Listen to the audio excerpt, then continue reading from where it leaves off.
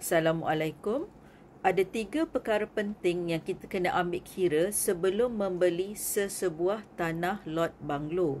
Yang pertama, kita kena pastikan yang kita mempunyai wang yang cukup untuk membeli tanah tersebut. Sama ada kita nak beli dengan cara cash ataupun kita nak membeli menggunakan bank loan ataupun kita nak membeli menggunakan loan LPPSA bagi kaki tangan awam.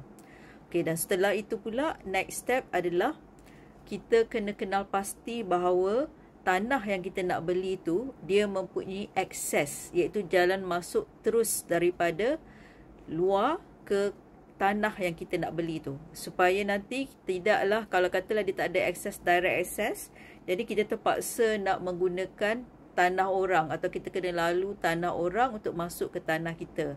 So jadi untuk mengelakkan perkara-perkara atau masalah yang tidak diingini, jadi kita kena pastikan bahawa tanah kita beli tu dia ada direct access terus ke tanah yang kita nak beli tu.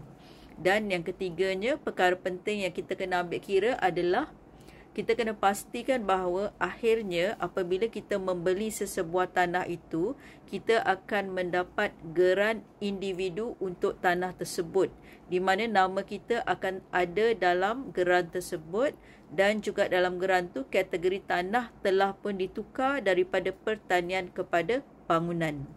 Saya harap perkongsian ini sedikit sebanyak dapat memberi petunjuk ataupun pemahaman kepada you all sebelum membeli sesebuah tanah lot banglo. Sekian.